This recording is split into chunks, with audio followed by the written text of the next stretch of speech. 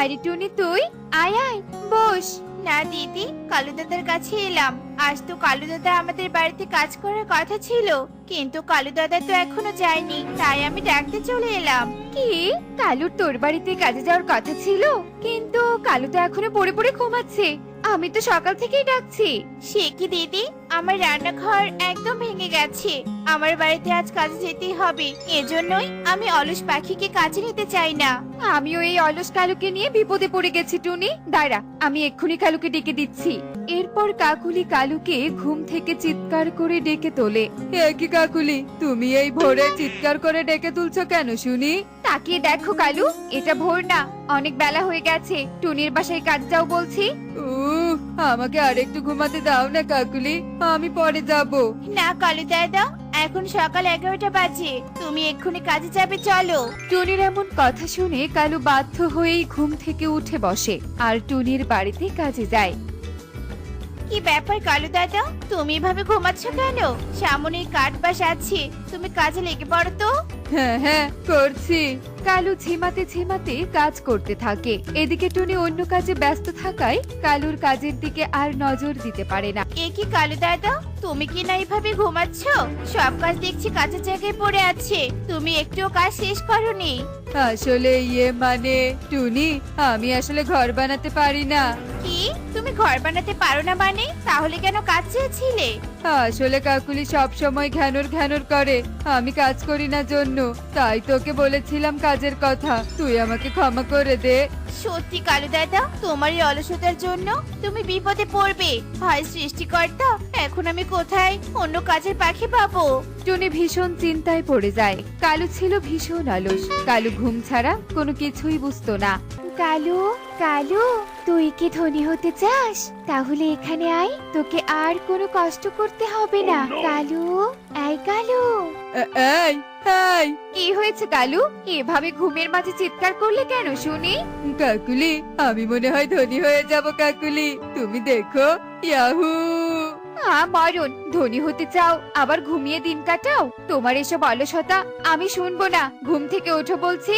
উফ কাকুলি, তুমি চুপ করো তো, তুমি দেখো একদিন আমি ঘুমিয়ে ঘুমিয়েই ধনী হয়ে যাব, এই বলে দিলাম, মিলিয়ে নিও। কালু কাক এভাবেই কাকুলির সাথে কথা বলে আবারও ঘুমিয়ে পড়ে। এভাবেই দিন কাটতে থাকে। দিন দিন কালুর অলসতা আরো বাড়তে থাকে। এদিকে অলসতার সাথে তাদের অভাব আরো বাড়তে থাকে। আমার হয়েছে পোড়া কপাল, সারাদিন অন্যের বাড়িতে কাজ করে সংসার চালাতে হয়। এই কালুটাকে যদি একবার বাড়ি থেকে বের না করে দিয়েছি না।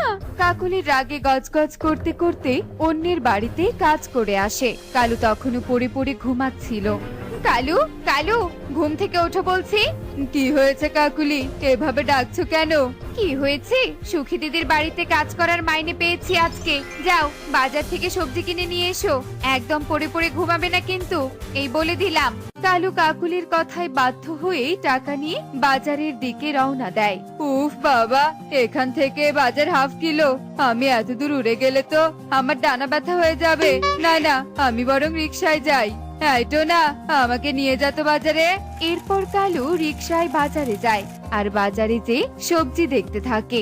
এমন সময় কালুর চোখ যায় পাশেই বিরিয়ানির দোকানে।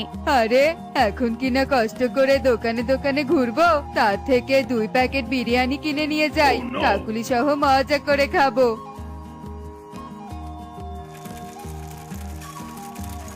এরপর কালু বিরিয়ানি কিনে বাড়িতে নিয়ে আসে আর এসব দেখে কাকুলি ভীষণ রেগে যায়। এ কি কালু, তুমি চাল ডাল সবজি না এনে এসব এনেছো কেন? কাকুলি, তোমাকে তো কষ্ট করে রান্না করতে হবে, তাই এসব কিনে এনেছি। আর হ্যাঁ, বাকি টাকা রিক্সা ভাড়া দিয়েছি। শয়তান কালু, তোমার মতো কি আমি অলস নাকি? এই বিরিয়ানি তো এক্ষুনি খেলেই শেষ, বিকালে খাবো কি? কাকুলি চিৎকার করতে থাকে। এভাবেই অলসতার মাঝে তাদের দিন কাটছিল। একদিন রাতে কালু আবার সেই 2 গোলাপ বাড়ির সাথে একটা পরীকে দেখতে পায়। এই কালু। এই, কে তুমি? আমি হলাম ঘুম পড়ি, তোর এত ঘুমানো দেখে আমি তোর কাছে এলাম। তুই কি ধনী হতে চাস? হ্যাঁ হ্যাঁ, আমি ধনী হতে চাই, কিন্তু কি করে ধনী হব? এই যে এই পথ ধরে গোলাপ ঘরে আসবি, নদীর এপারে গোলাপ ঘর, তুই এখান থেকেই স্বর্ণ নিয়ে যাবি, ভুলেও নদীর ওপারে গোলাপ ঘরে যাবি না কিন্তু। পরীর কথা শেষ না হতেই কালুর ঘুম ভেঙে যায়, আর কালুর সাথে কাকুলিরও ঘুম ভেঙে যায়। এ কি কালু, এভাবে ঘুম থেকে উঠলে যে? কাকুলি, আমার স্বপ্ন এবার সত্যি হবে, তোমায় বলেছিলাম না ঘুমিয়েই আমি ধনী হব।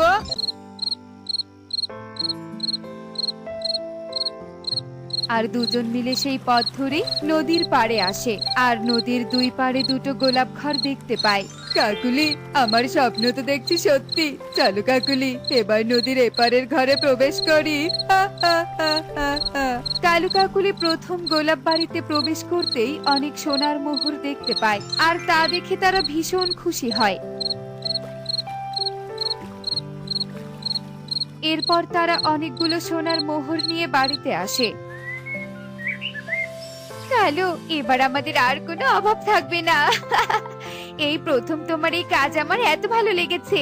তারা দুজন ভীষণ ধনী হয়ে যায়, তাদের বাড়ি গাড়ি সব হয়ে যায়। এই টুনি, তুই কি চোখে দেখিস না নাকি শুনি? এভাবে রাস্তার মাঝ দিয়ে কেন যাচ্ছিস? আরে কাকুলি দিদি, তুমি এভাবে বড় গাড়িতে? কার গাড়ি এটা শুনি? সেই কথা তোকে বলবো কেন শুনি? আচ্ছা আচ্ছা শোন, এটা আমার গাড়ি, কালুর আলাদা বাড়ি আছে, বুঝেছিস? এখন পথ ছেড়ে দে।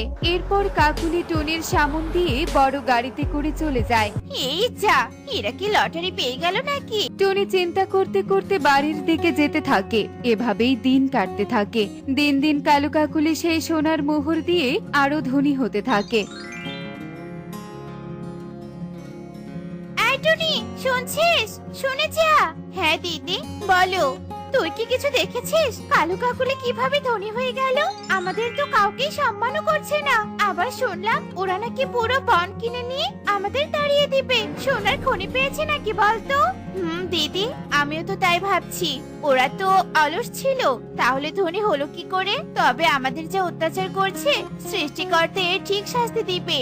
পাখিরা এভাবেই তাদের নিয়ে কানাঘুষা করতে থাকে। কালু কাকুলি প্রতিদিনের ন্যায় সোনার মুদ্রা নিতে নদীর এপারে গোলাপ বাড়িতে আসে।